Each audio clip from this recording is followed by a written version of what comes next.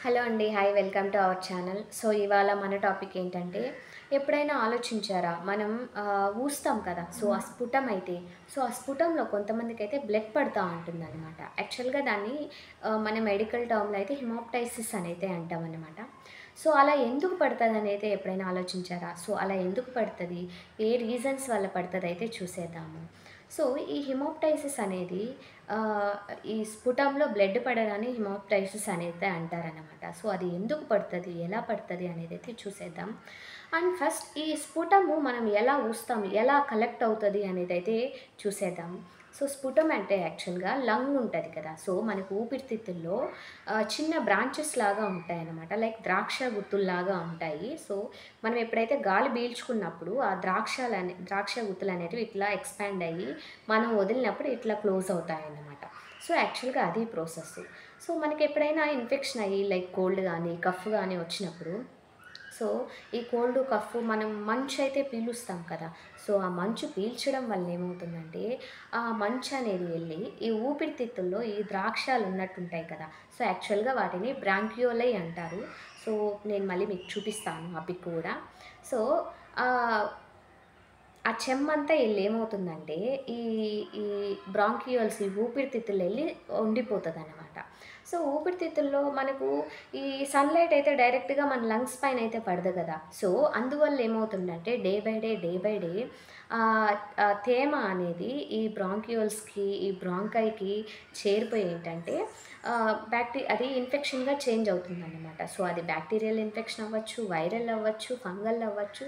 So, అది యాక్చువల్‌గా ఆ ఆవిరనేది ఈ లంగ్స్ చుట్టూ అల్లుకుపోతదన్నమాట. సో, లంగ్స్ చుట్టూ అల్లుకుపోయినప్పుడు యాక్చువల్‌గా బాడీలో ఆ డిఫెన్స్ మెకానిజం అనేది ఒకటుంటదనమాట. మనకేదైనా ఇన్ఫెక్షన్ వచ్చినప్పుడు బాడీ అదదే రెడ్యూస్ చేసుకోవడానికి ట్రై చేస్తదనమాట.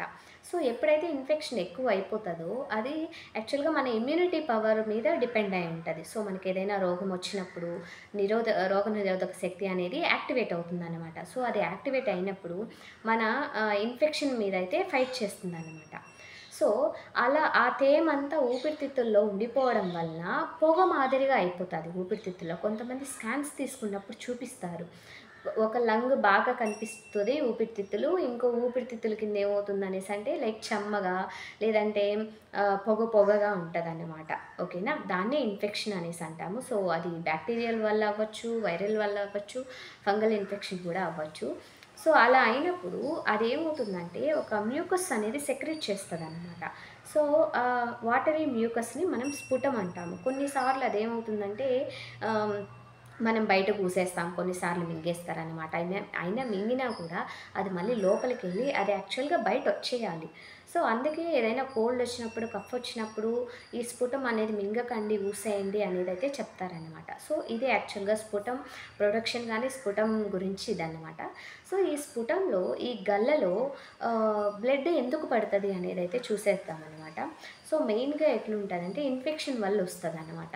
కొంతమందికి ట్యూబర్కులోసిస్ ఉంటది. ట్యూబర్కులోసిస్ స్టేజ్‌లో ఏమవుతుందంటే ఊపిరితిత్తుల మీద ఈ ఇన్ఫెక్షన్ అనేది స్ప్రెడ్ అయిపోతుందనమాట. సో, ఒక ఊపిరితిత్తు నుండి ఇంకో దానికి ఈ స్ప్రెడ్ అయిపోయి ఏమవుతుందంటే కింద బ్రాంకై గాని, బ్రాంకియోలై వాటి మీద అనుకునేసి ఎఫెక్ట్ చూపిచ్చి ఏమవుతుందంటే మొత్తం పొగలాగా కమ్మేస్తదనమాట.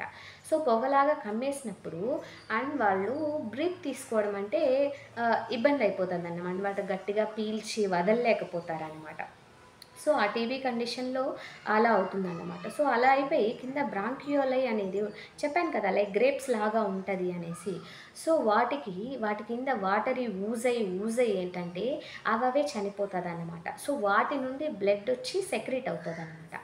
సో, వాటి నుండి ఆ రక్తం సెక్రీట్ అయ్యి, ఆ రక్తము మనం గల్ల ఊసినప్పుడు దాంట్లో ఉంటదనమాట. సో, టీబీ అనేది మెయిన్ కాజు.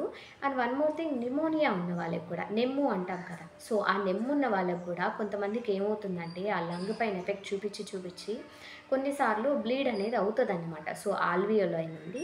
అప్పుడు మనం ఉమ్మినప్పుడు దాంట్లో బ్లడ్ పడడం అనేది చూస్తా ఉంటాము. అండ్ బ్రాంకైటిస్ లంగ్ ఇన్ఫెక్షన్ వల్ల గానీ, లంగ్ అబ్సెస్ అంటామనమాట. లంగ్ అబ్సెస్ అంటే ఏంటంటే, ఈ రక్తము ఉండి ఏమవుతుందంటే చీములా తయారవుతది కొన్నిసార్లు. ఆ రక్తము, ఆ బ్రాంకై, ఆ గ్రేప్స్ నేను చెప్పాను కదా! ఆ గ్రేప్స్ ద్రాక్ష గుత్తుల్లాగుంటదని. సో ఆ ద్రాక్ష గుత్తుల్లాగా ఈ తేమ పడి పడి ఏమవుతుందంటే అది పస్సుగా చేంజ్ అయిపోయి సెక్రేషన్ అనేది జరుగుతుందన్నమాట. Yeah! So, non infectious causes ఏవన్నా ఉంటాయంటే, మనం బయట నుండి ఇన్ఫెక్షన్ లోపలికి కాకుండా లోపలే లంగ్స్ ఏమన్నా ఇబ్బందులు జరుగుతాయా దీనివల్ల అంటే, లంగ్ క్యాన్సర్ అనమాట. లంగ్ క్యాన్సర్‌లో ఏమవుతుందంటే, ఈ బ్రాంకియోల్స్ అయితే ఉంటాయి కదా! అవి గడ్డల్లాగా తయారైపోయి వచ్చి సెల్ ప్రొడక్షన్ అయితే జరుగుతదనమాట. సో, కొన్నిసార్లు ఆ సెల్ ప్రొడక్షన్ అనేది జరిగి అక్కడే సెల్ డెత్ అయ్యి, ఆ వూజింగ్ అయితే ఉంటది కదా! ఆ వూజింగ్, ఆ పస్సు కానీ, లేదా ఆ బ్లడ్ కానీ ఆహ్, అలాగా గల్ల నుండి బయటపడతదనమాట. యాహ్! అండ్ పల్మరీ ఎంబోలిజం అంటారు. పల్మరీ ఎంబోలిజం అంటే కొన్నిసార్లు ఏమవుతుందంటే లంగ్స్‌లో బ్లడ్ క్లాట్స్ ఉంటాయన్నమాట.